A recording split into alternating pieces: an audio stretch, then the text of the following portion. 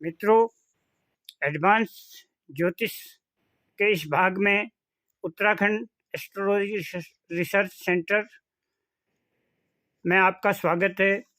आज बचे हुए अरिष्ट योगों के विषय में हम जानेंगे। चलिए शुरू करते हैं। शुभ राशि का लग्न हो, अर्थात लग्न में जो राशि हो सो शुभ ग्रह की हो और उसको शुभ ग्रह देखते हों और पाप ग्रह निर्बल हों तो जातक के समस्त अरिष्टों का नाश हो जाता है। उससे अगला योग है लग्न अगर शुभ कर्तरी योग में हो, अर्थात लग्न से द्वितीय और द्वादश भाव में शुभ ग्रह हों तो जातक के समस्त अरिष्टों का नाश हो जाता है और जातक दीर्घायु प्राप्त करता है। अरिष्ट भंग का मतलब ही यही है कि जातक दीर्घायु प्राप्त करेगा। अगला योग है दिन का जन्म हो, लग्न से पंचम, नवम या एकादश भाव में या किसी केंद्र में शुक्र स्थित हो और शुक्र पाप पीड़ित न हो, बहुत निर्बल न हो तो समस्त अरिष्टों का नाश करता है। अगला योग है दिन का जन्म हो, एकादश स्थान में सूर्य स्थित हो तो समस्त अरिष्टों का नाश हो जाता है। अगला योग है रात्रि का जन्म हो, एकादश भाव में चंद्र स्थित हो तो जातक के समस्त अरिष्टों का नाश हो जाता है। अगला योग है मित्रों पक्ष बली चंद्र शुभ ग्रहों से दृष्ट हो, मतलब उस पर शुभ ग्रहों का प्रभाव हो, चाहे दृष्टि से हो चाहे युति से हो तो जातक के समस्त अरिष्ट योगों का नाश कर देता है। अगला योग है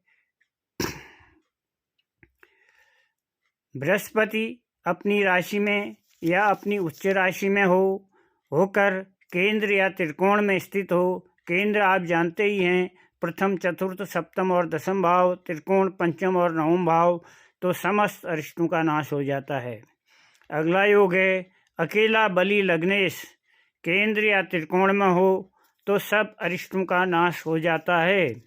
अगला योग है तुला लग्न में द्वादश स्थान में सूर्य हो तो यह भी अरिष्ट सारे अरिष्टों का नाश कर देता है। अगला योग है मंगल यदि बलि बृहस्पति से देखा जाता हो या उसके साथ बैठा हो तो समस्त अरिष्टों का नाश हो जाता है।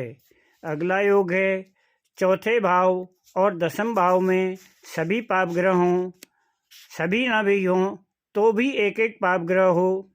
अन्य केंद्रों में अब दो ही केंद्र बचे, लग्न और सप्तम भाव, इसमें शुभ ग्रह हों या त्रिकोणों में केंद्रों में ना भी हो तो पंचम या नवम त्रिकोण में शुभ ग्रह हों तो जातक के समस्त अरिष्टों का नाश हो जाता है। अगला योग है पाप ग्रह शुभ कर्तरी में हो, कोई भी पाप ग्रह जो अरिष्ट कर रहा है अगर उसके दोनों ओर शुभ ग्रह हों तो अरिष्ट की करने की जगह वो अरिष्ट नाशक हो जाता है, अरिष्ट नाश करता है। अगला योग है केंद्र व त्रिकोणों में शुभ ग्रह स्थित हों तो समस्त अरिष्टों का नाश हो जाता है। अगला योग है 3 या 3 से अधिक ग्रह चाहे शुभ हों या पाप हों स्वराशि या अपनी उच्च राशि में हों तो समस्त अरिष्टों का नाश हो जाता है। अगला योग है स्वराशि या अपने नवांश में स्थित शुक्र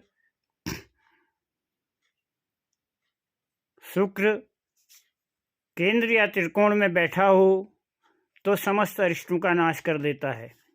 बुध यदि अपनी उच्च राशि, मूल त्रिकोण या स्वराशि में हो, उस पर शुक्र की दृष्टि हो तो समस्त अरिष्टों का नाश हो जाता है। अगला योग है लग्न में स्थित बुध पर गुरु की दृष्टि हो तो समस्त अरिष्टों का नाश हो जाता है।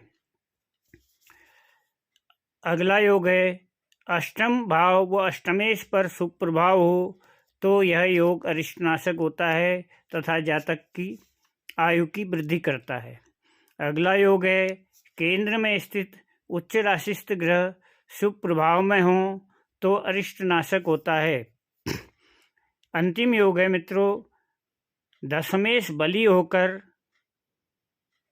अच्छे भावों में 6-8 भाव को छोड़कर विशेषतया अष्टम और द्वादश को छोड़कर किसी भी भाव में बैठा हो और शुभ ग्रहों द्वारा देखा जाता हो या शुभ ग्रहों के साथ बैठा हो तो यह भी अरिष्ट योग समस्त अरिष्टों का नाश करता है।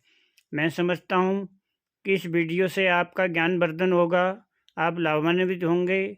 तो कृपया अधिक से अधिक सब्सक्राइब कीजिए, शेयर कीजिए, लाइक कीजिए, अपने अमूल्य विचार दीजिए। इसके बाद हम सीखेंगे चंद्र के द्वारा अरिष्ट भंग योग कैसे बनते हैं। आज के लिए धन्यवाद।